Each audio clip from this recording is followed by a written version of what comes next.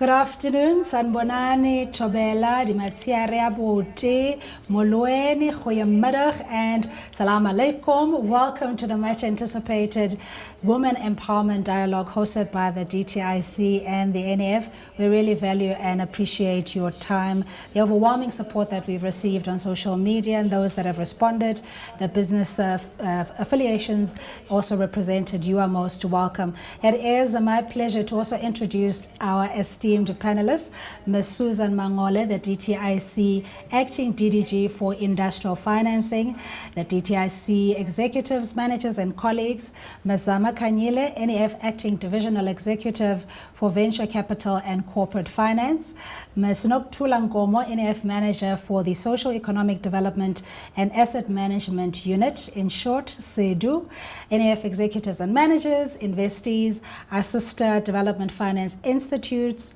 members of the media, ladies and gentlemen, and I guess on social media. Thank you so much again. We are going through difficulties, and there's a sense of heaviness in spirit around the COVID-19 pandemic. Many who have lost loved ones and colleagues, we are cognizant of the fact that there is a lot of hurt and sorrow and despair. So we thought to start off by inviting Ms. Nkomo to open with a word of encouragement and prayer, and hopefully that will lift your spirits. So it's over to you, Ms. Nkomo. Greetings to the colleagues from the DTI, Ms. Susan Mangole, and the other colleagues from the DTI and from the other sister organizations. My name is Nokuthula Nkomo from the National Empowerment Fund. Apologies for the technical glitches. I'm just going to share a bit and then go straight to prayer so as not to delay the processes.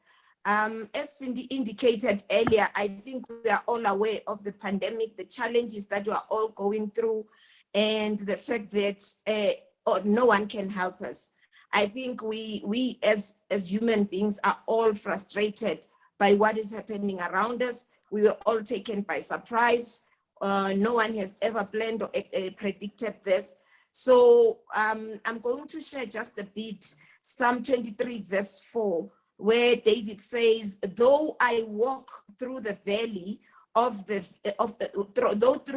I walk through the valley of the shadow of death, I fear no evil, for you are with me. Your rod and your staff comforts me. So what that means, David was going through a valley because he was a shepherd. So I think we are also going through the valley, the valley of the shadow. We are not in death, but we are going through the valley of the shadow because we are not even sure of the enemy we are faced with. All we know is there is a pandemic that is killing people, that is making everybody scared, that is making us to live with anxiety. So I want to say this morning, let's put our trust in God. Let's fix our eyes on God and onto Jesus. And then knowing that He is our creator, He is our Father. He knows what we need. He knows what we are going through. The Bible says in Proverbs chapter 3, verse 4, that trust in the Lord with all your heart and lean not on your own understanding. And in all your ways acknowledge Him and He will direct your path. It's so difficult now to trust. We don't even trust each other because when you are standing next to a person, you're not sure whether this person is healthy or whether this person has been exposed or you are exposing yourself. So we don't trust ourselves. So what we can do during these difficult times, we only need to trust the Creator, the God who has created us. We need to look up to Him as the author and finisher of our lives. So I'm going to pray. So I'm requesting all of us to be in one accord and pray and believe that God will take us through this situation. Like David was saying, though I walk, he was not saying, though I stay. We are not staying. This is a situation that is going to pass. So what we need to do is to fix our eyes on God and say, God, you created us. So take us through this valley. Protect our families. Take the anxiety away. We trust you because our own intelligence, our own wisdom has failed. So all we have is you. We need to trust you because it has, even the scientists are now in a fix. They don't know how to solve this problem. So they are trying this, they are trying that, the vaccines, other people are dying from the vaccines. So all we can do is to trust in God. I'm going to pray. Father, in the name of Jesus, we just want to thank you for this wonderful time of coming together as your children that you created in your own image after your own likeness. And you blessed us, oh God, to be fruitful, to multiply, to increase, rule the earth and subdue it. So right now, oh God, we come to you as your children, as you said in your word, come boldly before the throne of grace to receive mercy and find grace to help in the time of need. Lord, this is our time of need. We need you. We depend on you. We rely on you. We fix our eyes on you, like David said, that I'll fix my eyes onto the hills from whence my help comes from. Our help comes from you, oh God. You created us. You know us better. You know our needs. Therefore, Lord, we cast our cares and our burdens unto you, for you care for us. You know what we are going through. You know our troubles. We refuse to worry. We refuse to fret. We refuse, Lord, to have anxiety. For your word says we should be anxious for nothing, but in everything, through prayer, supplication, with thanksgiving, make our request known unto God. We are making our request known unto you, O God. Lead us through the path of righteousness for your name's sake. Heal our people, heal our families, heal our nation, heal our economy, heal the land and the world, oh God. You only are able. Your word says we should cast our cares and our burdens unto you, for you care for us. You said, oh God, in your word that we should take your load because it's easy and your burden because it's light. Therefore, we declare and decree this day that we are not worried. For you said, above all, you wish that we may prosper and be in good health, even as our soul prospers. We trust you, oh God, because you alone are a reliable, dependable, covenant-making and covenant-keeping God. Your word says that you never waver, you never change your promises. Oh God, we thank you that you have established your word, and your word is forever established in heaven. Your word, oh God, will never return to you void. Therefore, we pray in the name of Jesus, as you said in your word, that we shall declare a thing and it shall be established. We are praying this morning, this afternoon in one accord, and we are saying, by the stripes of Jesus, we as a nation of South Africa are healed. We are declaring and decreeing that, oh God, in the name of Jesus, lead us through the valley. Through this valley, hold our hands. In the name of Jesus, we give you praise, we give you glory, and we say, according to Jeremiah 30:17, that, oh God, you said you will restore health unto our bodies and you will heal all our diseases. Heal our bodies, restore health unto our bodies, heal the emotions, oh God, destroy the anxiety, and peace. We pray for peace, that you bring peace in our minds. You said you will keep him in perfect peace, whose mind is stayed on you. We choose to have our minds stayed on you. We pray for this event. We pray for your presence. We pray, oh God, for the oneness of mind. In Jesus' mighty name, amen. Thank you for the opening prayer. It is my pleasure to introduce the acting DDG for industrial financing, Ms. Susan Mangole. She is an accomplished industrial finance executive and who is passionate about developing financial products and services in order to grow Black economic participation in key sectors of the economy. The involvement of youth and women is in particular close to her heart, and she has extensive experience in developing business strategies and client-focused solutions that improve accessibility to finance and support for businesses. And this is the reason why we're here, Ms.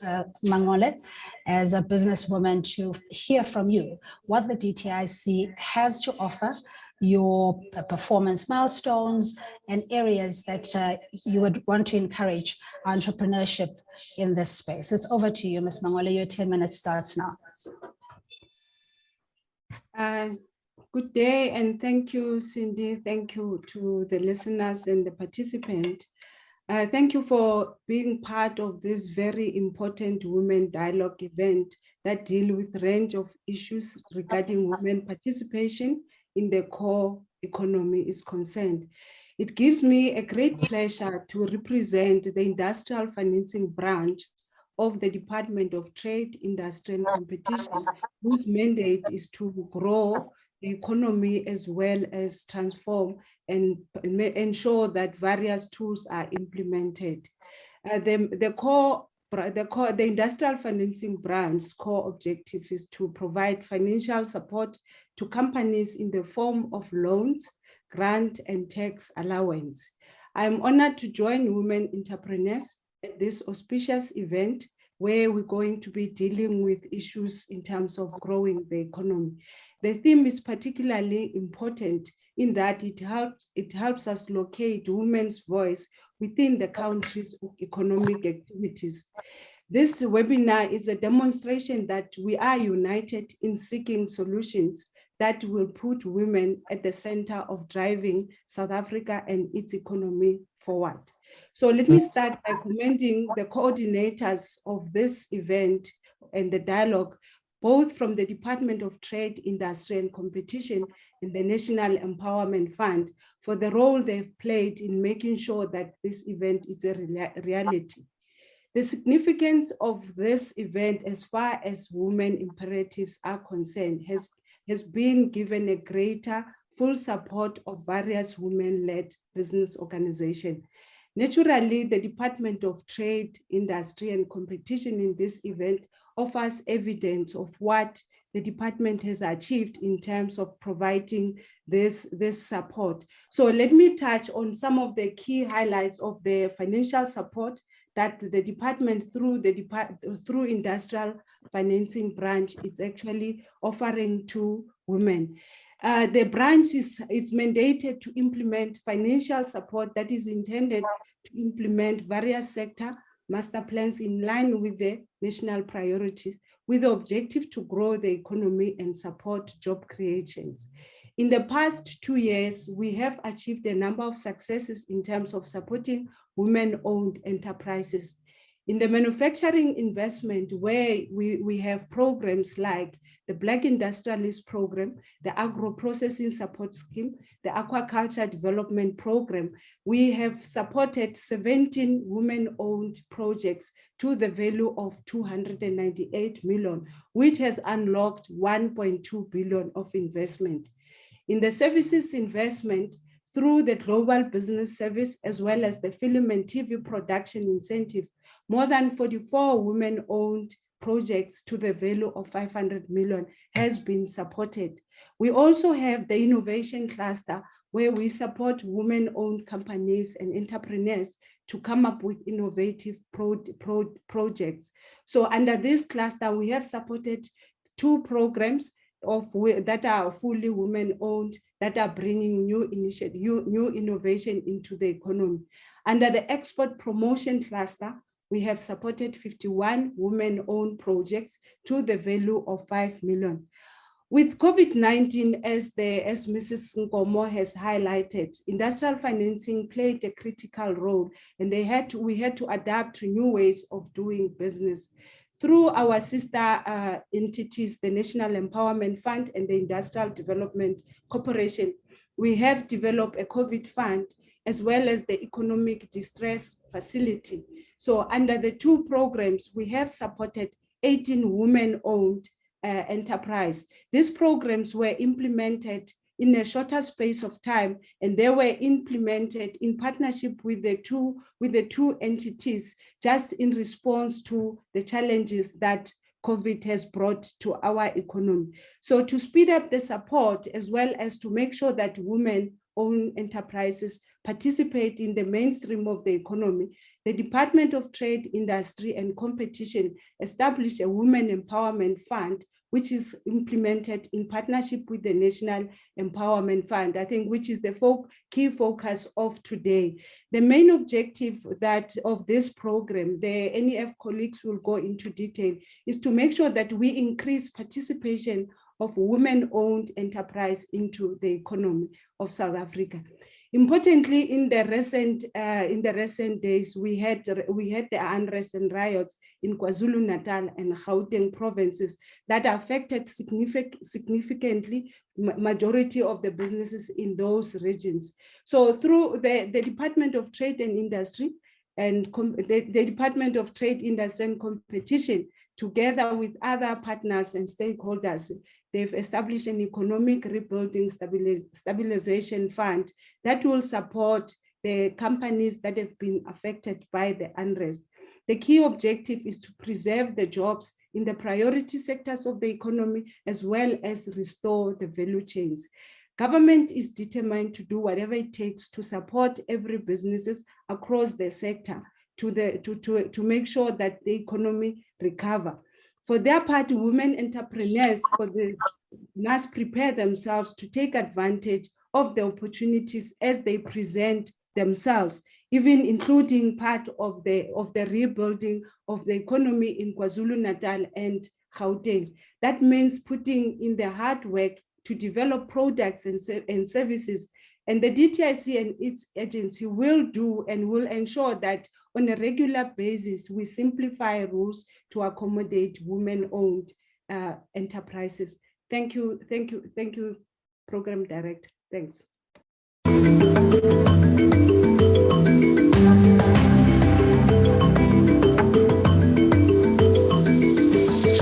So our next speaker is the National Empowerment Fund Acting Divisional Executive for Venture Capital and Corporate Finance, Ms. Zama Kanyile, who will unpack the interventions and funding of Black women in particular, but broadly Black-owned and managed businesses. And she is the president of AUCA, if that's how it's pronounced. Ms. Kanyile, you'll correct me.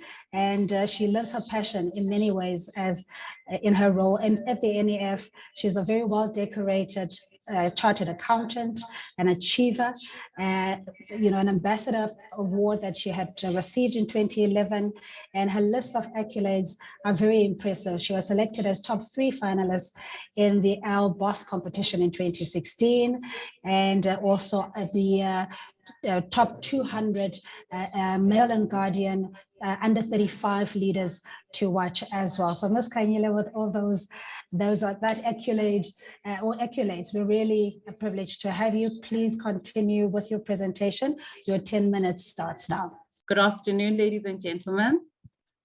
My name is Zama Kanyile. As Cindy has introduced me, I'm the divisional executive looking after venture capital and corporate finance, acting in that role, doing transactions across Strategic Projects Fund and Nato Fund, but I will get into the detail of which entities qualify under which funding products and which units. It is my pleasure to be gathered with you today. I hope you can see my screen. I'm going to put it on slide mode. Can I get a nod? Cindy, can you see my screen? Yes, we can see your screen. Thank you. Thank you. All right. It is such such an honor to be here with you today. I would like to greet the acting DDG, Ms. Susan Mangole, any other leaders that I may not have acknowledged, our participants on the line from the business fraternity. I look forward to engaging with you, and hopefully you will gain some useful insights on who the NEF is, what our passion for women empowerment expands to, and once we are done here, we look forward to receiving as many applications for funding as possible. So the NEF was established in 1998 under the NEF Act. So the key takeaway point here is that we are really the only development funding institution that's solely mandated to grow broad-based Black economic empowerment. If you look at how we're set up, we function across 5 funds. So we've got Imbeu Fund that covers SME products being entrepreneurship, funding, procurement finance, franchise finance from 250,000 Rand onwards.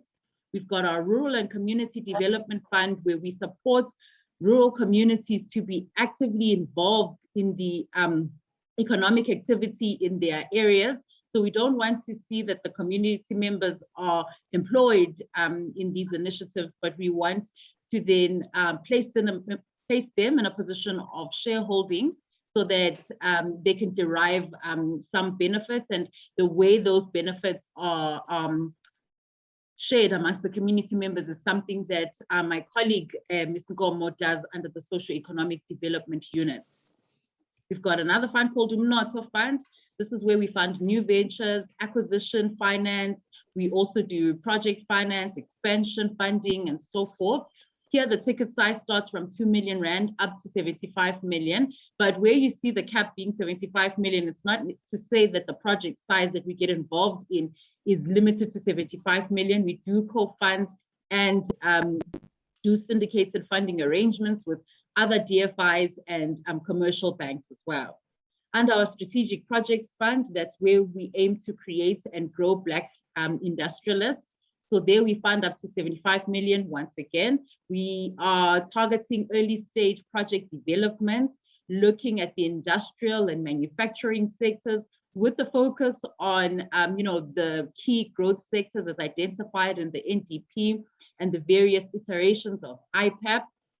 We also then, most importantly, have the Women Empowerment Fund, which then provides all these products across all the funds, across the whole spectrum from 250,000 Rand right up to 75 million Rand. And this fund is targeted at businesses that have, a minimum of 51% Black women ownership. So if I look at our performance to date as the NEF, we like to think of ourselves as a funder with a soul, out there really pushing for transformation in all aspects. This is our performance scorecard, and you will see that we are indeed a high-performing organization. Since inception, we've approved over 1,168 transactions with more than 11.2 billion Rand across the country. We've paid out about 7.5 billion Rand of that. We've managed to obtain a clean external audit 17 years running. Since inception, we've created and supported over 105,000 jobs, and over 70,000 of those jobs were actually new jobs being created. From an industrialization perspective, we've got 24 strategic and industrial projects with 13.2 billion that we are developing. These projects have the potential to support over 52,000 jobs, and 75% of the transactions are at advanced development stage. Since inception, we've created 3,600 jobs through this fund, which is an incredible feat. We are mandated according to the Act to not only provide funding and non-financial support, but to also promote a culture of savings and investment. And in a landmark deal, the NEF participated or initiated a transaction with over 1 billion Rand where we implemented the NEF Asonge share scheme that was made available to the public. Over 12 million MTN shares were then taken up by over 87,000 investors who were Black individuals and Black groupings. And we're proud to say 49% of that take-up was actually females. Through our investor education, we have managed to reach approximately 3.6 million people in villages and townships through 601 community seminars on how to save and invest. On our entrepreneurship training and incubation, we have supported more than 4,899 potential entrepreneurs. If you look at our footprint, we do have offices across all regions.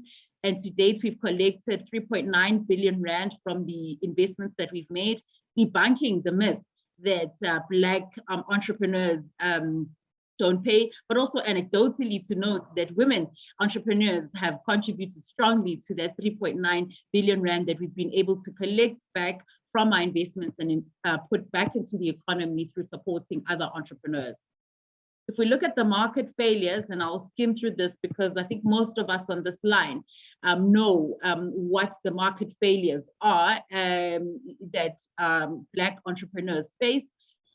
All right, we do apologize for that technical glitch, as much as we've painstakingly made sure that technically we rehearse and we get everything on point. But as you would know, that technology, as dependent as we are on it, there is a margin of error. So we'll reconnect with Ms. Kanyile, because I think it's important that we get the broader perspective of the landscape that entrepreneurs find themselves in, market failures, and the solutions that the DTIC and the NEF and our sister development finance institutions also provide. So we'll open up the chat box, if you will, and please post your questions there or comments that we can then field and explore with our panelists. So far, Ms. Mangole and or Ms. Kanyile. We'll get back to Zama as soon as she has reconnected.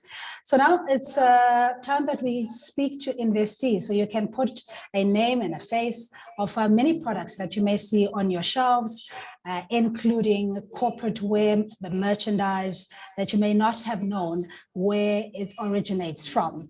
And our first investee, by the way, I must just have this disclaimer that the investees were very keen to open, or rather share their testimonials with us, very voluntarily so, honestly so. So we really appreciate that they took time off their busy schedule to be with us this afternoon. So Rise Uniform is based in Cape Town. It's a 100% Black woman-owned and managed company, and specializing in clothing manufacturing, and with a wide range of product offerings such as corporate wear, school wear, and have also diversified their product mix with the COVID pandemic. You know, they now manufacture essentials like your face masks and hand creams. You know, I mustn't embellish, Sis Ntombekaya. Please join us. Ntombekaya Nomnoba is Rise Uniform founder. It's over to you, ma'am. Thank you very much to NEF for inviting me to share my journey with NEF, which has started a long time ago and still exists. I'm really honored and I feel privileged.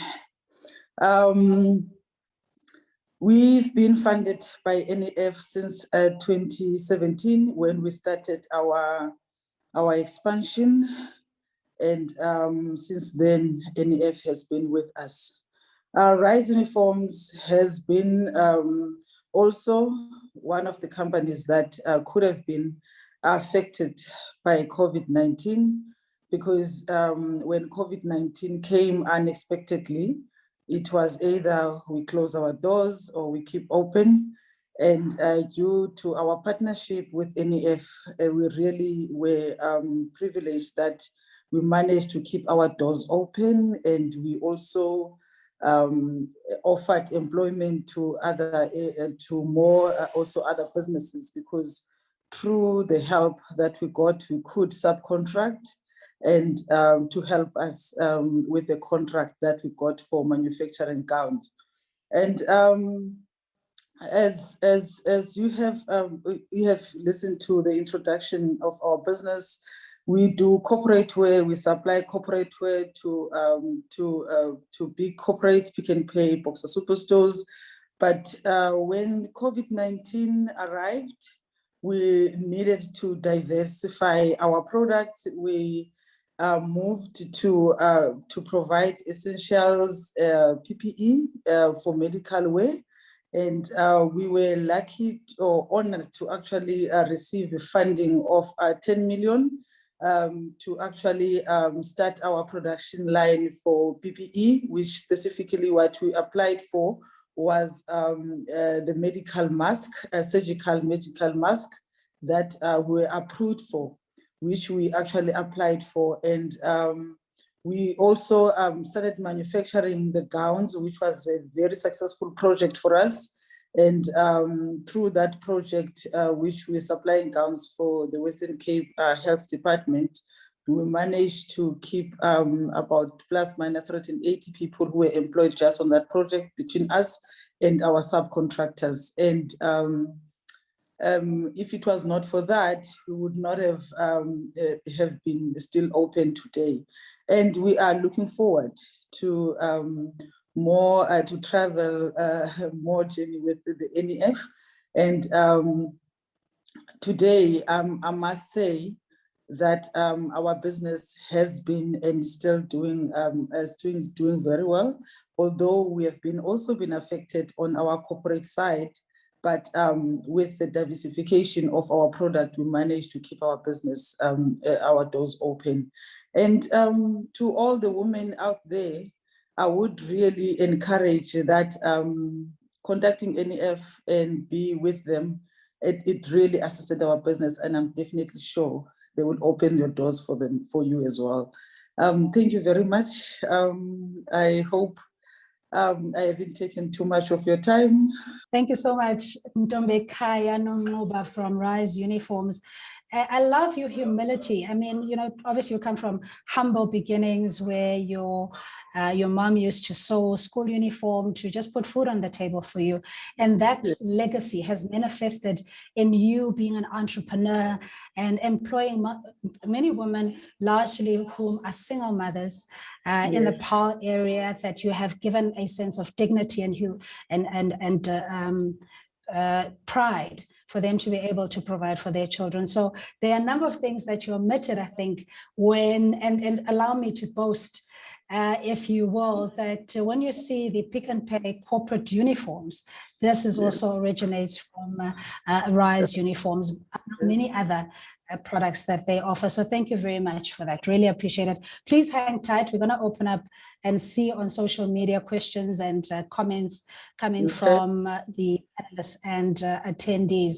I believe Ms. Kanyile is back with us. We do apologize for that technical glitch. There, Zama, you were still presenting on the market failures and the solutions that the DTIC, the NEF, and the DFIs generally present, but in this case, referring to the NEF. Over to you if you are back online. Thanks, Cindy. So I was going through the market failures that Black business, experiences in the markets, and this can be attributable to things like limited owned capital. I've highlighted as the NEF, we do provide funding from 250,000 Rand up to 75 million Rand, and this is concessionary funding in certain cases, considering that as a DFI, we take more risk than your normal financiers would on a transaction.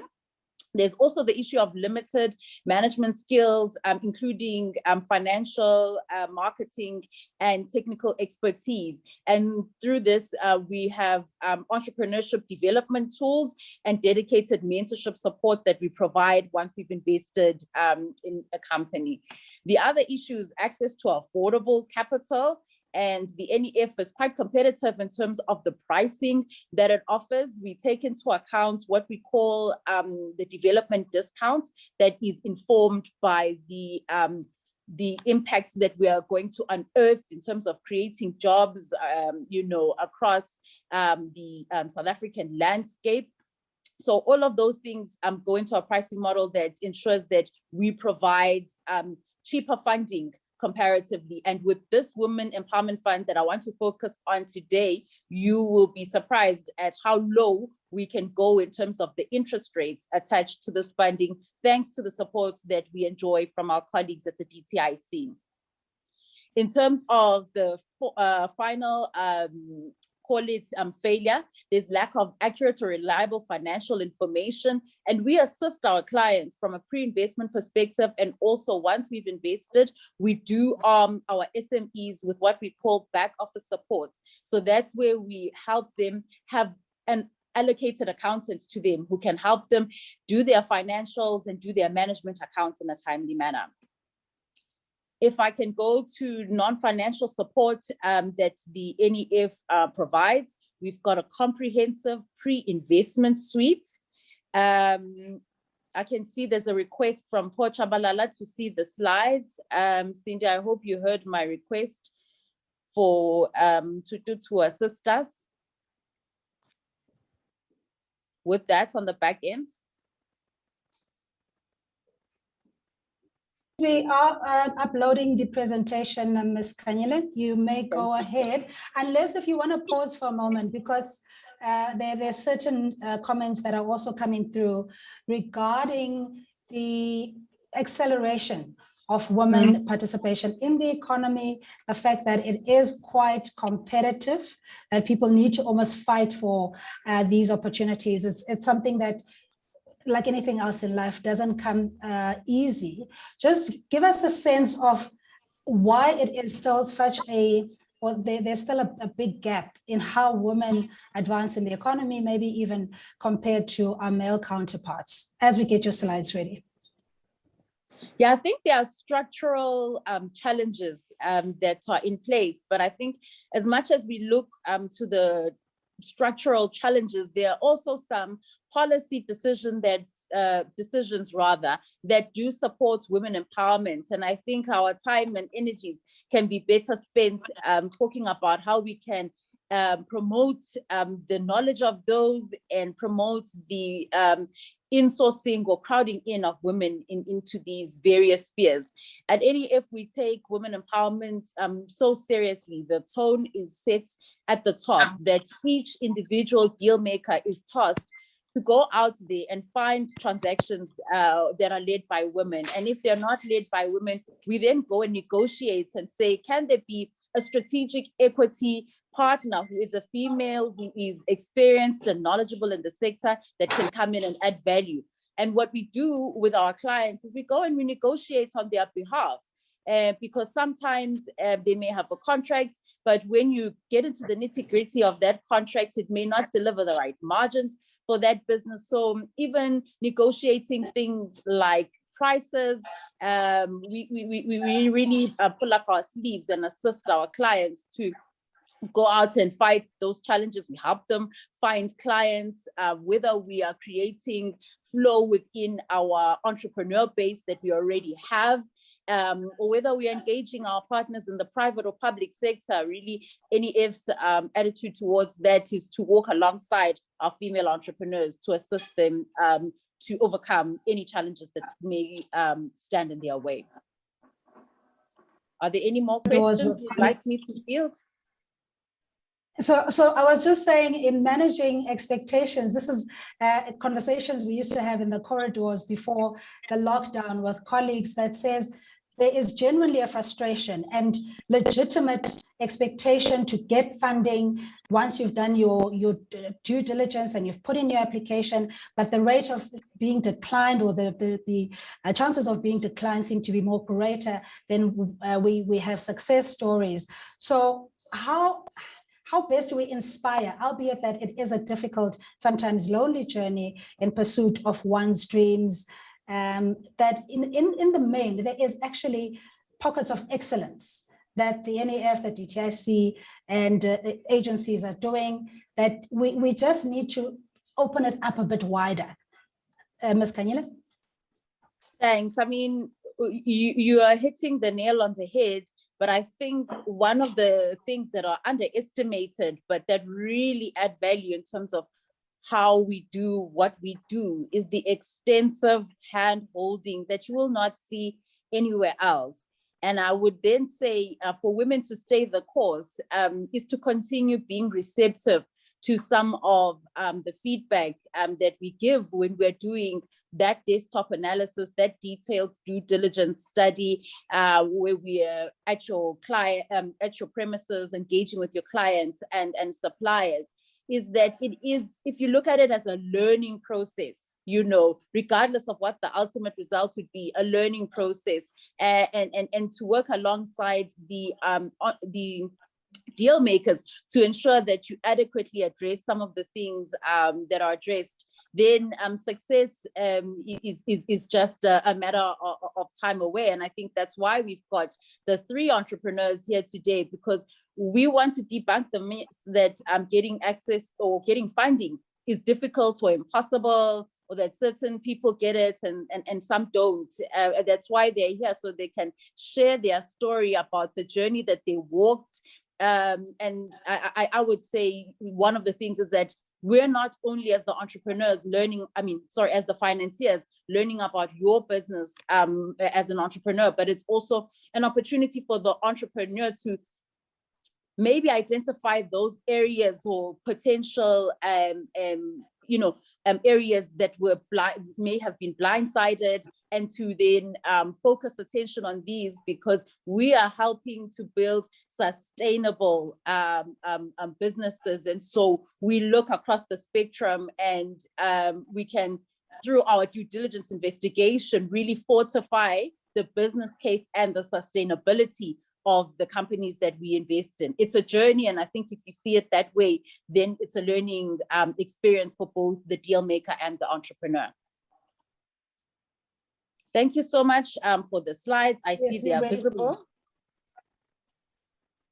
I think we can go to the slide. Thank you. If you can go to non-financial support. Let's scroll forward a few slides. Next slide. There we go. So here we are talking about the suite of non-financial support that we provide as the NEF. We've got pre-investment support, where we have walk-in centers and product advisory services that we provide to people who are prospective clients. So when people are thinking of applying, we also know that that can be a daunting task. And so we've got an online business plan tool that is there for people who don't know where to begin to capture their business plan, but they have this bright idea that can contribute towards growing the economy and creating more jobs. I've mentioned the entrepreneurial training that we provide. We also then have incubation support, and we work with other agencies like CEDA. I've highlighted the work of the socioeconomic development units, where we really empower Black people in existing transactions and other broad-based groupings through various interventions, such as the promotion of savings and investment, social facilitation, entrepreneurship training, investor education, and providing things like corporate governance training and providing market access so that we can really fast track transformation and crowd in even those individuals that may find it difficult to access funding. From our post-investment support, we monitor transactions, we offer back office support, as I've highlighted, but we also have mentorship where we can help you with the strategist if marketing and sales growth is your issues, or we can bring in an engineer to help you with your technical and operational efficiencies. If finances are an issue, I've mentioned that we've got Black office support as well. We do have our turnaround workouts and restructuring division, because we take a long-term approach. We are not quick to foreclose or want to follow our legal rights. We walk the journey with our clients. So if for any odd reason you encounter unforeseen circumstances or challenges in your business, we do have our turnaround workouts and restructuring business units, where we then help to resuscitate these businesses and restore them to their originally intended scale and of operations. If I just go to the next slide, where we are just now zooming in on the Women Empowerment Fund and the criteria that is attached to this funding. I think it's important to ventilate these issues on this platform. So under the Women Empowerment Fund, as Ms. Susan Mangole mentioned, it is an allocation from the Department of Trade, Industry and Competition, an amount that was entrusted to the NEF to deploy after the successful implementation of previous funds that had been allocated.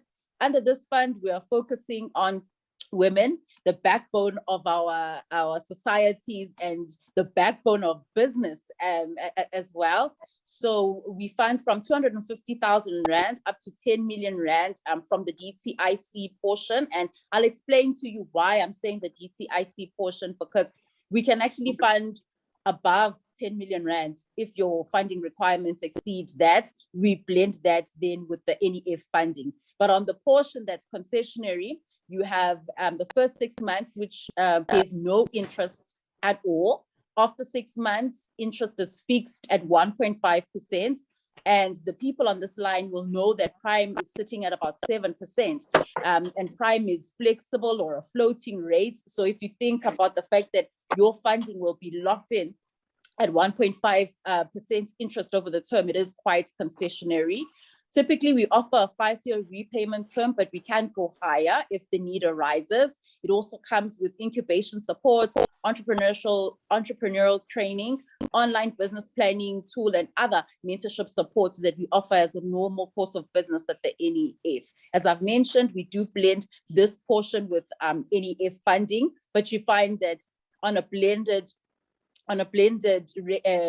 basis, you know, the blended interest rates is about 2.5% in the transactions that we funded. So who actually qualifies for this funding? Next slide, please. So it's businesses that are majority owned, controlled and managed by Black women. And it's important to emphasize this because we don't want to see Black women owning the shares, but not sitting at the board level, and more importantly, at the operational level, and occupying the CEO slot or a meaningful role within senior management that has a direct impact on the profit and loss of the business. We do fund across a number of legal structures. So we can fund PTY, LTDs, CCs, cooperatives, collective investment schemes, NPOs, and community trusts, and so forth. You must be a registered taxpayer, and you must be in good standing with SARS and have a valid tax clearance certificate at the time of coming to us. You must be involved in the primary, secondary, and tertiary sectors. So that basically means that we play across the value chain, across all sectors, really. The only exclusion is that if you're in a business that is a purely alcohol business, purely tobacco, arms, ammunition, and related sectors, so-called sin industries, then that is an exclusion under this fund. The business must be located in a rural area or township area. It must create and sustain employment, have a viable business case, because once we've invested in your business, we want to see the monies come back and we recycle them into the economy so that more and more women can benefit.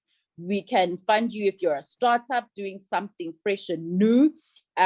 We can fund you if an existing business looking to expand, and we can fund you if you're a woman wanting to acquire a white-owned company or male-owned company that you feel you can add value to and transform it and grow it. So the next slide is our general criteria. If you look at our standard NEF requirements, so what I wanted to highlight is that things like community development go a long way not in the deal, attracting, you know, these concessionary rates. We also want to see that with every rand, we are reaching as many people as possible. So we do support the inclusion of broad-based structures or structures where there are a number of shareholders benefiting from the transaction. You must comply with relevant laws and regulations that apply to the sector that you operate in. The return on investment is important. And in this case, we've said that it's capped at 1.5%. And we do like to co-fund with other public and private sector institutions, particularly if you're working in a big project and you just need NEF to play that role to unlock funding from the banks, and maybe it's a R500 million project, you can approach us for a 50 million rand check and we can have a discussion around that. So the rest of my presentation is examples around some of the women we funded in this sector, but I will not get into that because the ladies are actually panelists on this discussion, and they will do more justice to explain the good work that they do. And if they don't, Cindy will once again highlight some of the good stories if they find themselves being too modest to share their good stories on this platform. Thank you very much. Thanks so much, Zama, for that presentation. And I think it covers a lot of the questions as well on the funding criteria. If there's anything else that the attendees would like to know, we do have our team behind the scenes who are answering to each and every one of your questions. We have regional presence in every corner and nook of the country where the NAF and the DTIC are present. As you said, Zama, we just get so excited really when we see Black business succeed. And by Black, it's the broader definition of BE, that including Indian, Chinese, eligible, Chinese, colored, and African. So when we see especially women and young women at that going into industries that are male dominated and they're doing well, having started from literally just the grain of sand in their hands and make some magic to the point where the media pays attention. They now make headlines where they go, and so humbly so behind the scenes, they just go on about their business of creating sustainable businesses and that will have a succession plan. So without any further ado, Azure Projects is one example of that. It's 100% Black women and youth-owned entity. It operates in subsistence farming business on a communal land and has expanded really since the time from where they have started. So I'd let Welile Gumede, who joins us, she's the owner of Azure Projects, to give us her story, your journey before the glory, as it were. It's over to you, Welile, and good afternoon.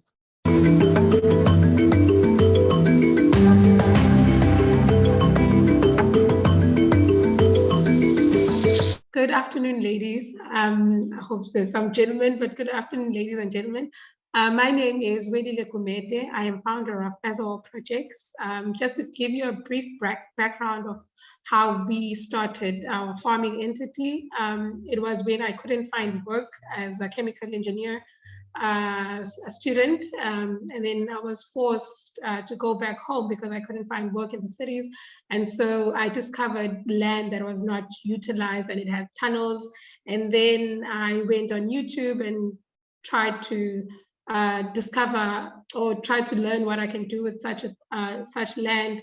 Fast forward to 2018, I then approached the Kwabe Nkanini CPA, which was given land through land reform, and they gave me a lease agreement to use the land, and then I started the farming with literally no capital, nothing, with just my child support grant of 350 rands. And then that's how I started the business. And then I never looked back from then. So what we basically do is we grow tomatoes and peppers and cucumbers using hydroponic systems and tunnels.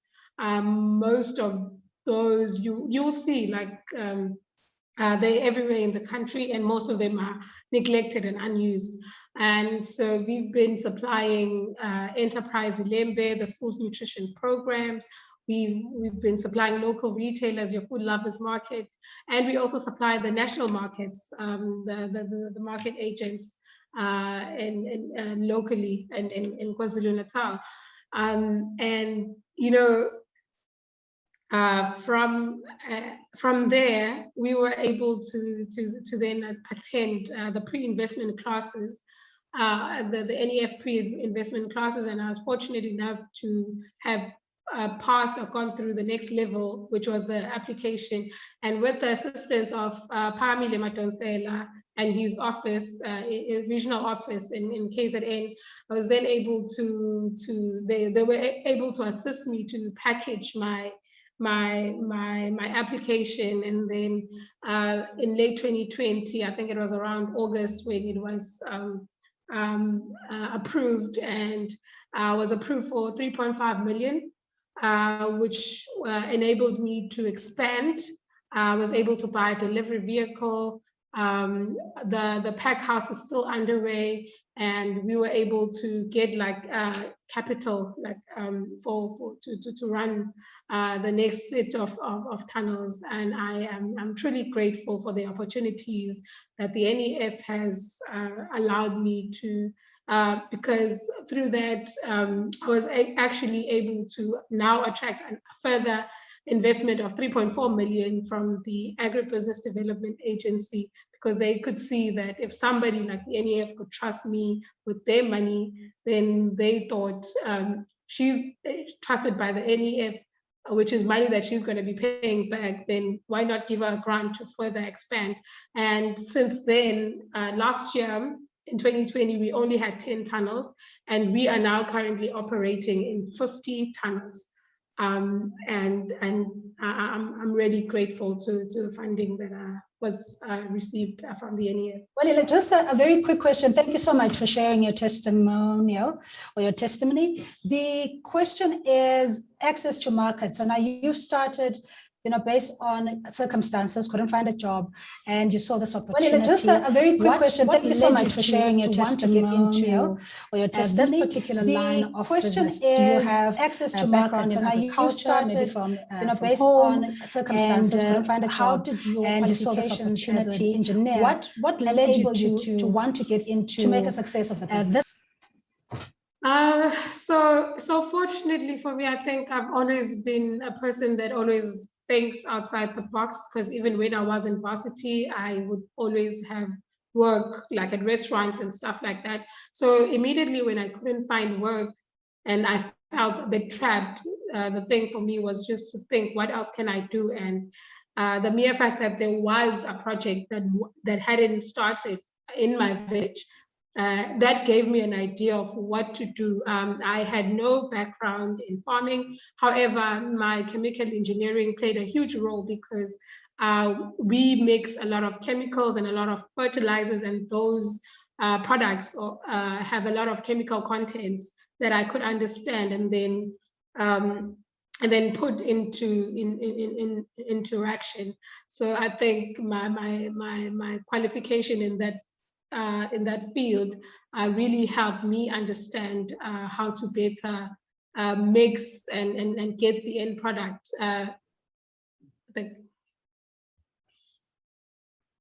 Yeah, and then access to market very quickly. We still have Afro Botanics coming up, and Ntombenhle will share her story. But just on your part, access to market, it's one thing to have this fantastic product, but you're not able to sell it to a market, as it were. Are your products readily available? This is obviously more relating to farming in the agricultural space, but so that when people see your brand, they can put the face to what they see. All right, so access to markets, we sell primary products, and one of the gaps that I spotted in the market was that tomatoes are largely produced in Limpopo, and they are imported down to many other provinces, including KZN. So I spotted an opportunity there, and I approached a lot of local retailers. I started going out on a market research to say, okay, so when the tomatoes get to you, what state can they last 4 days until you sell them? And those are one of the problems that the local retailers and the local markets had. And I said, okay, maybe that was an opportunity for me to meet that gap. And that's how I entered the markets, because there is a demand for locally produced fresh produce in KZN. Thanks so much for that, Welile. If I may just ask all our panelists to please go in the chat box. Some of these questions are very technical, a little bit above my weight. So if you would please just assist us in responding to the questions that are directed to you. Very inspiring young lady, having started from literally nothing to where she is today, and we wish you all the success. Our next speaker is Ntombenhle Katwane. She's the Afro Botanics founder. You don't even need to introduce her, because many of our products you'll find on the giant retailers like your Clicks and your Pick n Pays. And this company is also 100% Black woman owned, which started in 2011. It manufactures personal care, household and hygiene products, and as mentioned, has become a very recognizable brand in amongst major retailers. So Ntombenhle, it's over to you, and thank you for always availing yourself to share your story. Thank you. Good afternoon. Thank you for having me. And I am so grateful for this platform. I'm grateful to the NEF to helping us grow. As mentioned, I started Afro Botanics almost 10 years ago. We're going to be 10 years later this year. And I was coming from a government background where I was working as a researcher, policy analyst, media analyst, media liaison. That's the kind of experience I had before going into business. I worked for government for 8 years, having studied politics, philosophy, and economics. And I decided to go into business because I really felt I wanted more agency in terms of the kind of difference I want to make. I'm a huge believer in the potential of Africa and unlocking the potential of Africa. And as I was working in government, I was just frustrated how slow things were changing, how slow the economy was transforming. And I had never dreamt of going into business as a child. I'd always seen myself as a politician, decided to go into business.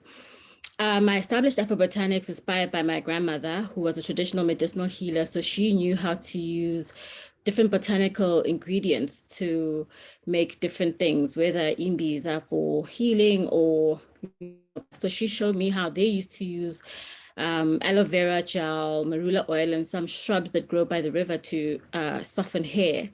And all my life, I've always been interested in hair. I've always loved changing up my hair, but I've never been able to wear my hair natural. So I went into natural hair care products in that way. I launched the products in 2012, and it took me about 3 years. I got my products listed at game stores only December 2015. And the 3 years in between was, spent building the brand, increasing sales, getting brand awareness, and trying to convince the buyers of retailers that Black women do want to wear their hair natural. And so there's an opportunity there. So often being a first mover in a space means that the reception will be quite difficult because people will not be convinced that there's a market yet. But it also makes it easier for you to get into bigger retailers. And so fast forward to 2020 March, when we get an announcement that we're going into lockdown. Afro Botanics is already supplying the likes of Clicks, Pick and Pay, and other independent retailers. And, we're growing organically because it's a self-funded business. I use my pension to fund the business. And we've quite evaded people wanting to buy the business or to invest into the business because we felt like it needs to grow in value before we can go into that. But by the end of 2019, being at Clicks, I had approached them and introduced a home care brand where I felt in line with the Afro Botanics ethos, which is all about sustainability, eco-friendly. I wanted to introduce home care products that were environmentally friendly. They said we could test it out. So I introduced two dishwash liquids that were eco-friendly. And they were doing okay in the limited stores that they were testing them out in, because obviously eco-friendly is still not a big thing in South Africa yet. So by the time 2020 comes and we go into lockdown, and I'm panicking because I'm not sure if, hair care products, personal care products are going to be permitted to continue being sold and operated. We decided to start manufacturing sanitizer. And I must say that I was quite conflicted because obviously I didn't feel, and I still don't feel that or believe that sanitizer is eco-friendly. But it was an opportunity anyway. So we decided to put together hand sanitizer. We put together an anti-germ dishwash and an anti-germ hand wash. We sent it off to Clicks within a space of a week for them to look at it and decide if they want to list it.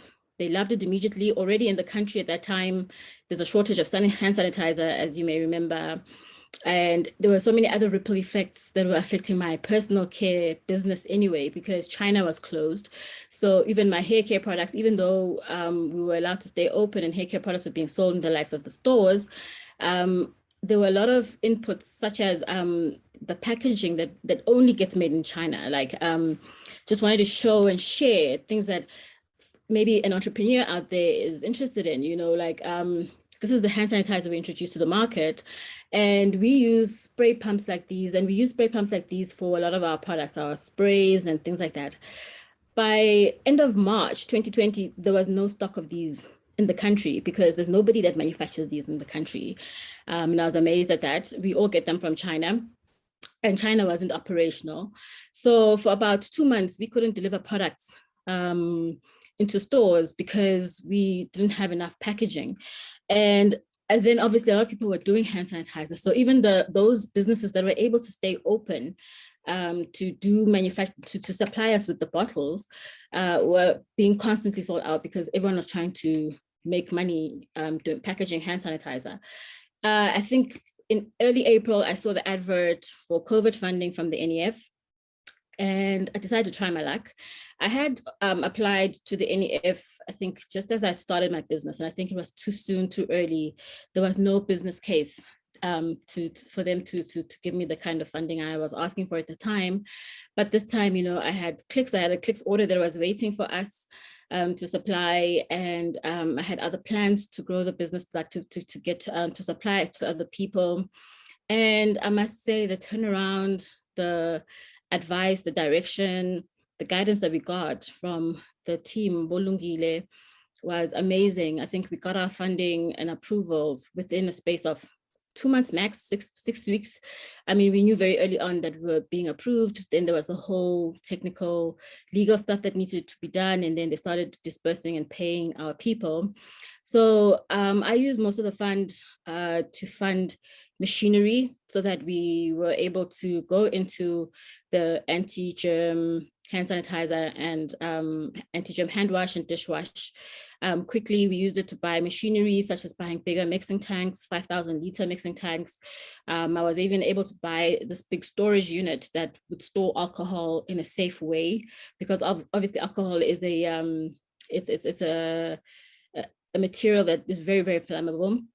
And we didn't want to store it inside the factory in case something, you know, explosion happens.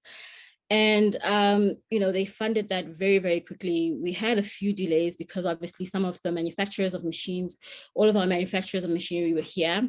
We had quite a few delays in terms of getting our machinery because, you know, they weren't able to get some of their inputs.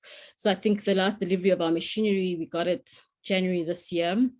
And through that period, I think from the period of October right up until January, end of January, mid-February, we were able to at least during that course of the month, we had so many part-time people that we were running 24-hour shifts just to meet demand, because we were able to like get other contracts to supply sanitizer and stuff too. We had like over 60 women, and I asked for mostly women. We did have about 20 additional men that we needed their manpower for. During that time, we were able to really employ and pay fairly quite a number of young women.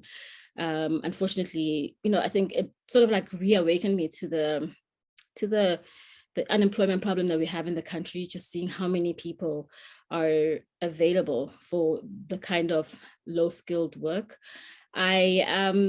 So yeah, I think we just finished our 12-month period since the first dispersal of our money, and we had to start paying back NEF. And I must say they've been also a bit lenient because they gave us a 12-month moratorium, but we've had to go back to them and say, guys, look, there've been so many delays. We haven't been able to start really fully functioning at the capacity that we need to be able to start paying and still growing the business. We also got other opportunities in the personal care that were delaying us. For example, I think a lot of us all know about the Tresemme issue that happened at Clicks. We jumped onto that and we were able to introduce a range that went into stores about a month ago, which caters from Caucasian hair right down to our coily African hair. Yeah, in a nutshell, that is my business. We are, I think when we got the funding, we were at between 14, 15 people. We now have 21 full-time employees, and in the next 3 months, we should be employing another 3 people, and we're looking more the kind of expert people. So we're looking for an experienced cosmetic formulating specialist chemist, as well as the home care, because we have huge opportunity right now coming up in the next few months to grow our brand Raindrops into other into other markets because we hadn't yet moved from Clicks. Clicks is not really your destination for home care. So, ideally you'd get your home care into the ShopRites and stuff like that. And we hadn't really pursued it because we didn't want to, you're always playing that game where you don't want to go above the capacity that you have. So we're busy sorting out, our supply and capacity issues in order to be able to grow the brand. Who doesn't love what they create? But our new dishwash range is called Raindrops. And we're hoping that soon a lot of you will replace Sunlight with our Raindrops brand. And yeah, we're still very much excited. And at least, with the likes of the NEF's funding manufacturing businesses like ours, then we have the opportunity to be able to stay without needing to dilute our ownership, because obviously we're at a point now where we're ready to really, really scale. We probably ready to go into the Black industrialist type of funding where we get like 35 million. We're ready to really, really scale. So you either get development funding like what is offered by the DTI NEF, or you get an investor. And I'm grateful for the likes of the NEF who allow us to stay in control and in ownership before we have to give away investor shareholding. That's my story in a nutshell. All right, so now you want to even have your first public listing by the sound of things and be one of the no, not that far. Companies. Yeah, I'm speaking into existence. But in Ntombendle, I just quickly want to respond to questions on the chat box. Companies that have been registered, their struggle, and how you are able to navigate, use your networks in particular to get to where you are. Secondly, for those who are not familiar with your brand, so when we see Afro Botanics, what else do you have under your product mix that others may recognize to be developed by somebody else? Meantime, it's actually under your umbrella.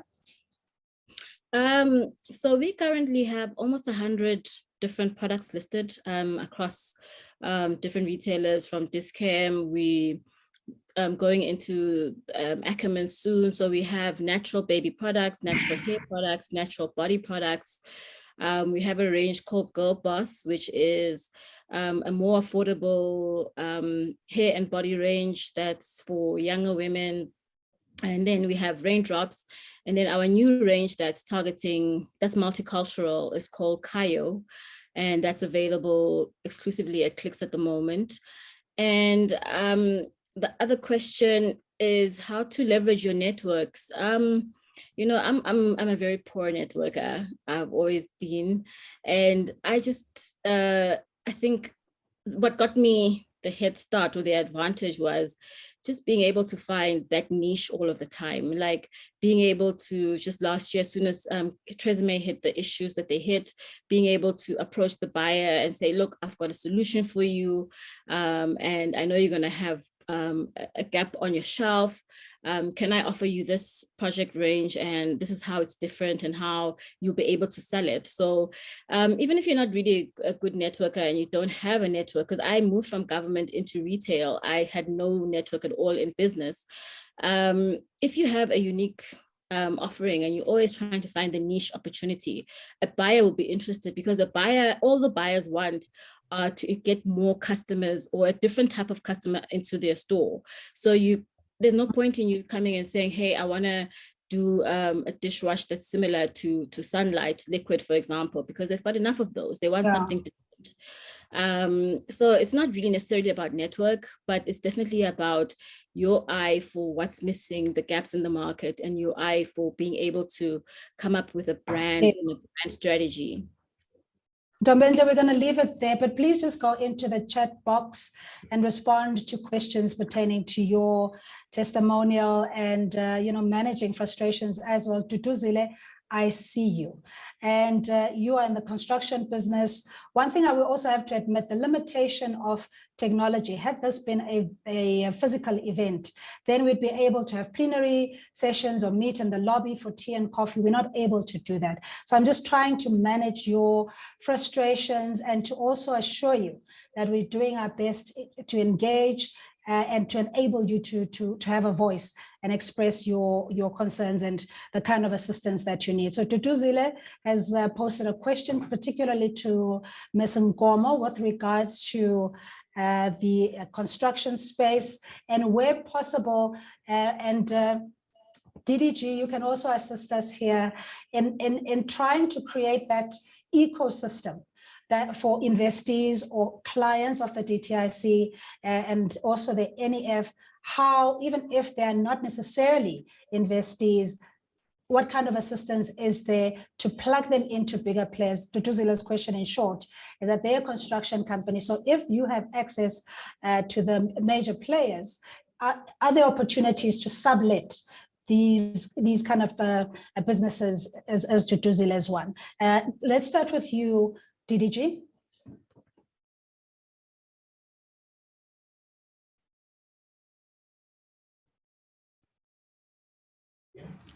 Hi, Ms. Mangwale. Okay, if she's not available at the moment, Zama, if you heard the question, maybe you can take that, or Ms. Nkomo. I'll just go through the other comments as well. That says funding, especially for women, or rather I've applied for the fund, but no response. These are generally the kind of frustrations that we also tend to have, especially on social media. So again, Tutuzile, I see you just wrote your entire story. Good for you. You need to get your point across. So the company was registered in 2017 to empower women, but you've applied for funding. So send us your reference number, the details, so that we can find out what happened and what kind of assistance we can provide. It does help that when we engage in these spaces, that we're familiar with the merits of the case. It's not always easy to answer every question just off the cuff. And other comments, business chamber, as the business chamber, how do we wish to have our South African manufactured products financed and also to create community retail outlet networks. Is that something that is in the pipeline? And this one is from Ulusindiso. Thank you for that. Community retail outlet networks. So whatever we purchase, as much as we want to be in the major retailers, the infrastructure that is within the township, are there any plans of creating that into some formal economic hub, as it were? And another comment this one is from Lynn. One of the specific requirements relates to the geographical location of the business. Would the application still be considered if you're located in a different location? For example, we have partnerships with the Northern Cape, the Steve Tshwete local municipality, and Ekurhuleni, the Western Cape, and many others that if you come from that place, you not necessarily domicile there, but you're born there, I think you're still be eligible to apply. But having said that, let's check with if Ms. Mangole is back with us to answer to some of these questions of the support beyond the investees, or how else do you create opportunities for women-owned businesses? If not, I'd like to go back to Ms. Farr. I know she had a technical problem with her mic as well. Zama, if you are still with us, there's a question here about whether the NEF, and I think I got it on WhatsApp actually. This one is whether the NEF still funds the community investment. It says the NEF community share investment scheme, is it still there?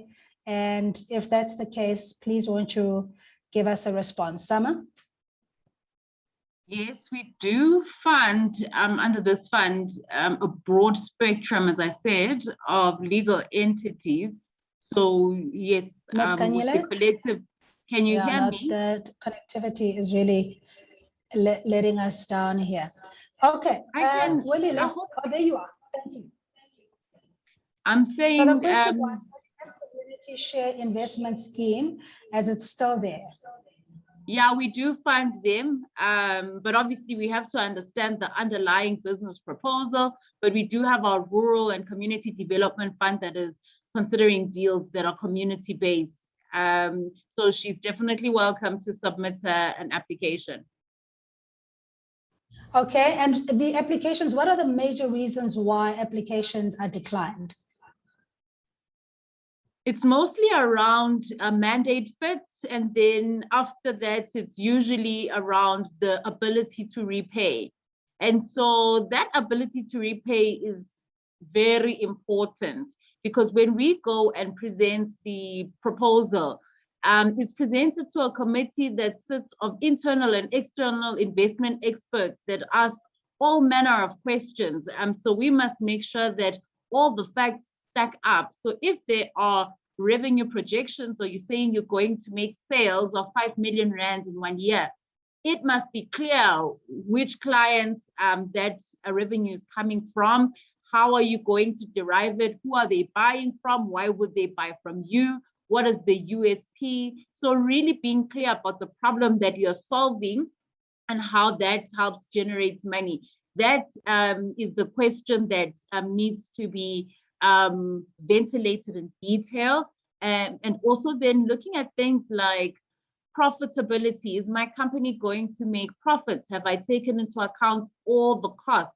Have I done a benchmarking exercise? If you are starting a new venture, you don't have the benefit of history, but have you looked online to see what the typical cost base of a similar business is, so that your cost structure can be deemed reasonable? Then we can place reliance on the profits that you're forecasting. And profits alone are not the be all and end all. So we also look at your, what we call a cash conversion cycle. How does that profit translate into cash?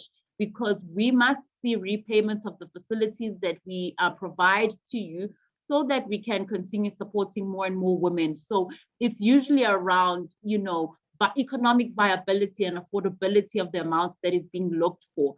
And if you've got a business and it's profitable and it's doing well as well, I would implore the entrepreneurs to consider starting with a smaller amount and build a relationship with the financier. And then once we can see the demand and the pull for your product or service, then we can say, subject to you meeting XYZ conditions, we can provide additional funding. But, you know, there's good, I guess, a good strategy is sometimes to start small, so that the business case can be believable in light of perhaps your historic performance that is demonstrated through your annual financial statements, or some of the orders that we can verify, or the contracts that we can verify. Thank you.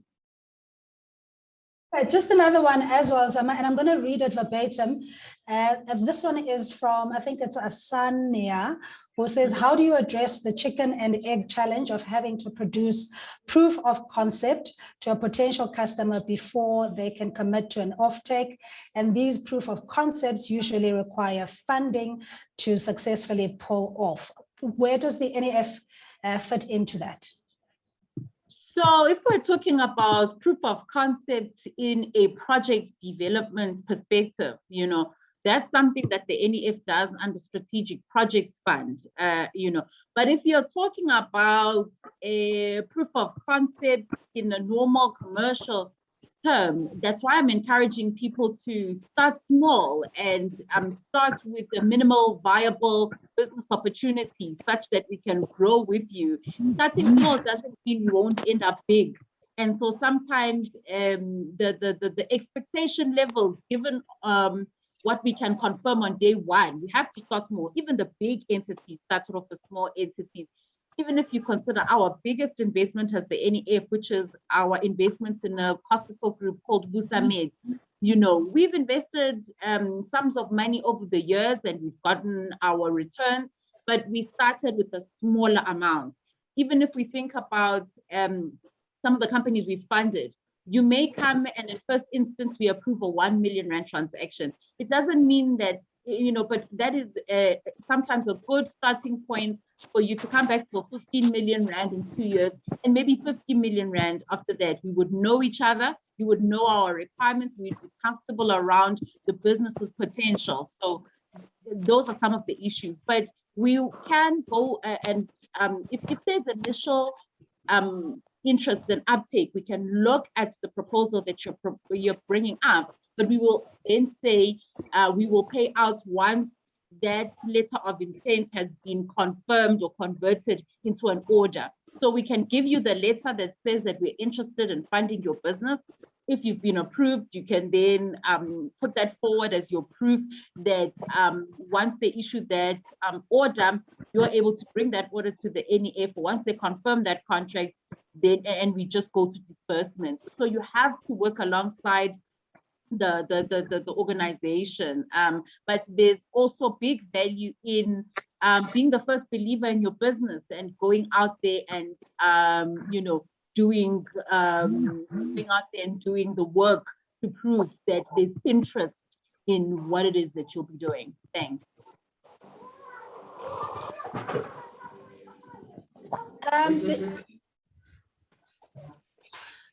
Thanks. I mean, I really don't want to just make it a dialogue between you and I, but a lot of the questions pertain to the NEF funding, and especially for women empowerment. Case in point is one, does the NEF fund women-led companies running their businesses at the back of state-owned infrastructure, for example, railway concessions? So I'm not sure I understand that question. Maybe read it out again, but I think it's good to engage. It might seem like a dialogue, but I believe we're going through some of the major themes that we're observing in the chat box. So that's what I'm here for, is to answer as best as I can, provide clarity and guidance as far as possible. So maybe, Cindy, if you can repeat that question, maybe the particular person can write in the Q&A, because I am responding to the Q&As, so that I can understand where the information gap is. So I'm chatting on the Q&A, responding to the questions that people are posing. All right, so to our attendees, please post your questions on the Q&A so that our panelists can see that. Just copy and paste it on the Q&A. This one was for Ms. Farr, Ms. Noktulankomo. And the question really in essence is the kind of support that DFIs can provide to smaller entities. This one is in the construction space. So for example, if the NEF or DTIC has got a client in the construction space, are there opportunities to subcontract, or is this something that the funder can prescribe to the big players for them to take on emerging businesses in that space? So we do those types of interventions in the normal course of business, where we would look at our invested portfolio, see the suite of products that they offer, and then create access to markets by using the contacts that we have at the NEF, stemming from the CEO's office right down to the individual deal maker. And where we can open doors, we do. And I think Ms. Farr, probably that's why Noktulankomo, that question was posed for her, because under our asset management activities, that unit has developed a number of relationships. And these are people we can call on and ask them about their enterprise and supplier development programs, and see how some of these Black women-owned businesses can benefit from that.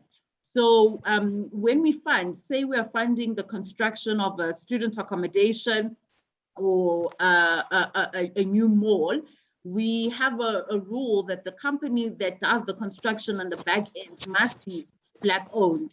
So it's things like that that help us ensure that even the value chain is Black owned, and that the material suppliers are Black owned, and that the professional team is comprised of Black engineers, architects, and so forth. So there's definitely an opportunity to engage further with the lady who posed that question. Cindy, your email address where you can go to info@nafcorp.co.za, or you can go onto the website nafcorp.co.za, on social media platforms as well. And we do apologize that for some reason, maybe it's the weather in Johannesburg and Gauteng, where we hadn't been able to connect back with some of the speakers. But I'm just quickly going to ask our investors, they still on the platform, for you to share maybe networks or opportunities. How does one expand this economic space for women, where you are beyond creating employment, perhaps even mentoring emerging entrepreneurs? Let's start with you, Welile.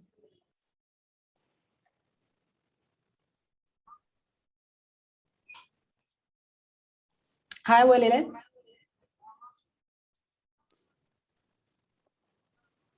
All right, I think, Welile, if Ntombentle is still there, or we can speak to, oh, there we are. Ah, yes. Sorry, I didn't get the question. You know why I'm asking this question, because often you'd find that it seems like there's only room for so many women or so many Black women in a particular space, or there is a quota, you know, that you are the only Black person in the boardroom. I know it's changed over the years, but essentially is how then do you replicate yourself, and also encouraging other young Black women to start their businesses, not necessarily in your space, but do you have those kind of programs that you're running, or you intend to do? So what I've established, because I've noticed through my own experience, my own experiences, that it's very hard to think outside your situation, especially with facing unemployment. And as graduates, we often think that after completing our qualifications, the next thing is going to the corporate world, or you know, we never think of starting a business. And so because I struggled so much getting into the corporate world, or getting into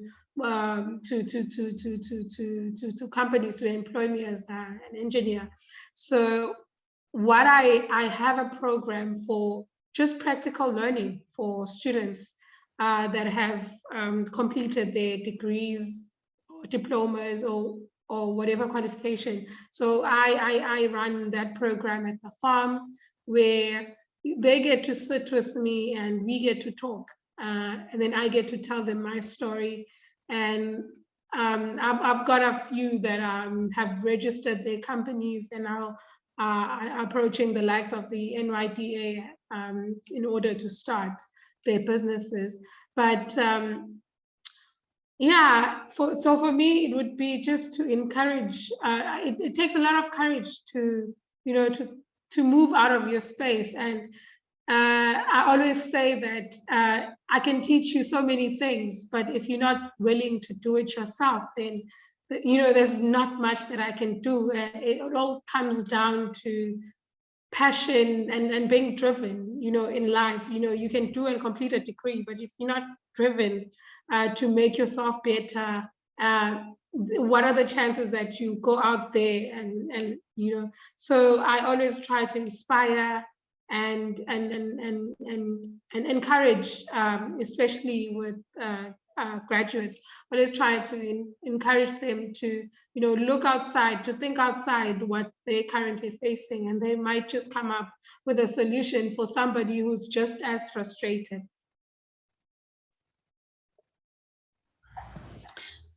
And I think it really boils down to what one's attitude is towards life, and you know how you can navigate challenges, but to be determined to ultimately achieve your dreams and goals as well.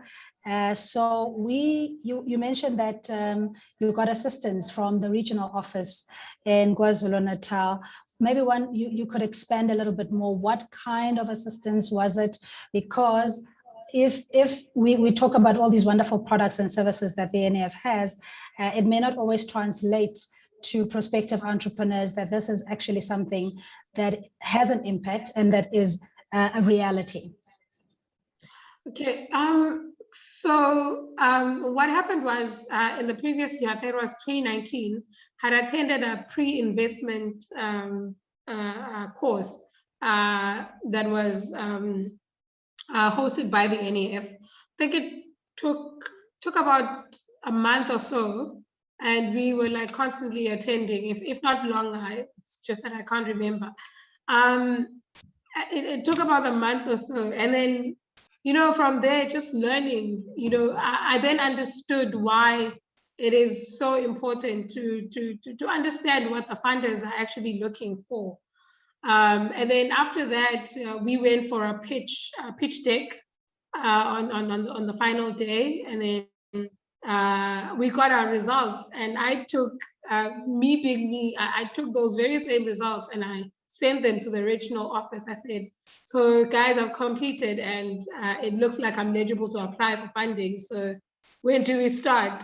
And I've been very, I think Mr. Madonsela, the regional manager, can tell you how much of a pest I can be, because I was like on them and like, okay, I'm ready. And they, you know, I was assisting them with documentation. And I remember it was the time when COVID started. So there was this COVID fund that I could have qualified for. And, you know, they told me about it and I said, well, let's go for it. And then later on they said, oh no, that's moved towards the masks and the sanitizers. So we'll continue with the normal NEF application. But I waited, and whenever they were looking for information, I would provide. And you know, just be constant. Don't just send your application and then just wait for a response. Just follow up and just check up.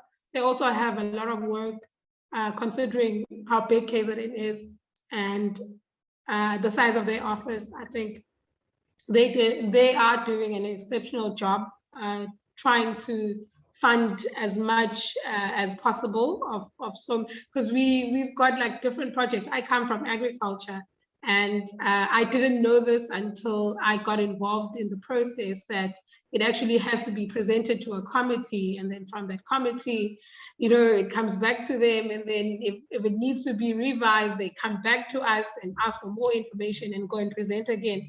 And really, it's not even like it's not easy for them if you don't give them that much information about your industry. I totally agreed with you. You have to understand the requirements, the criteria, the rigidity also in the space that we, as the Development Finance Institute, plays in, because it is an act of parliament that you have to account as well for government funding, or rather public funds, and how this is dispersed. If it's done in a responsible way with due diligence, and it's able to be you know, paid back, then we're able to empower more businesses like yourselves, Welile. So really thank you for that. There's a question from Faith, or is it Fatima? Who says, my business is still on the grassroots level with only a land. Can the NEF help me with the startup capital to start developing the land? I'm just going to respond to this one with a simple yes. So you just have to go onto the website. The application forms are there. We are operating remotely, so you would have to upload your documents and email your application to us. So it's applications@nefcorp.co.za. And if you're applying for the Women Empowerment Fund, it is wef@nefcorp.co.za. And let's, because I think we're edging towards the end of the seminar. So DDG, if you would just take a few of the questions, and while you at the podium, to please also close with your closing remarks. The questions were around opening up other opportunities for women to sublet or to be subcontractors to some of your major and big clients. Over to you, DDG. Oh, thank you. I've got the screen of the comments in front of me. Thank you so much, Cindy. And I've seen a lot of comments into the chat. Was going through, I saw my colleague Tsepiso Mahoti from Strategic Partnerships did respond to some of them. In general, what the funding support within the department, it is available to all enterprises. So our support come as a grant, and there was a question of saying whether you need to register or on the database or not. What you need to do, you just need to go through to go into the DTIC website under the financial assistant tab. I'll put the link. Maybe it's a piece, if you can help me and put the link on the chat so that at least clients, they're able to access that. Our support is geared towards growing women-owned enterprises. So preference when we do our assessment, we give preference and priority to women-owned and the other group of people with disability. And then again, also to just say to the women entrepreneurs, there was a question of the turnaround times. And I think on the issue of the turnaround times, I'm going to answer it in two ways. The first one is that with regard to turnaround times, at the point when the client submit all the information, like your CIPC, your BE certificate, your SARS information. So at that point, the turnaround times that we commit ourselves is 30 days. However, as we process your application, we will get in touch with the client. With regard to the support in terms of the economic rebuilding, our turnaround times is actually shorter. It's less than 2 weeks. The reason for that is that the support is required urgently. Also, with regard to the Women Empowerment Fund, what I've seen with the NEF is that their turnaround time has been shortened, given that they actually handhold the applicant throughout and then they communicate. So yes, we need to improve in certain of the requirements and simplify for women. So that is something that we are working on in partnership with our entities. Thanks, Cindy, and thanks to the participants. Appreciate your time. We know that you were in and out of meetings early on this morning already, including Ms. Khanyile. Thank you very much for availing yourself as well. And we'll share the contact details and presentations where possible on all our social media platforms. And we hope that as the beginning of a series of similar seminars that we want to have, that you too will join us. If there's anything else, you're welcome to just email us at applications@nefcorp.co.za or info@nefcorp.co.za. I acknowledge that we weren't able to go through many of the questions. These will be downloaded into a report. We will be able to also respond to you individually. Just please add on your email addresses so that we have a point of contact or where we can respond to you. So thank you very much for joining us this afternoon.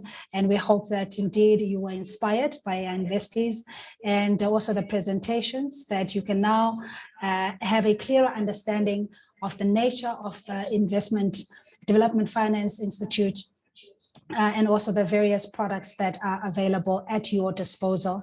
Igama lami Nkosikazi Malibongwe. Thank you so much for myself and the technical crew, and have a great day.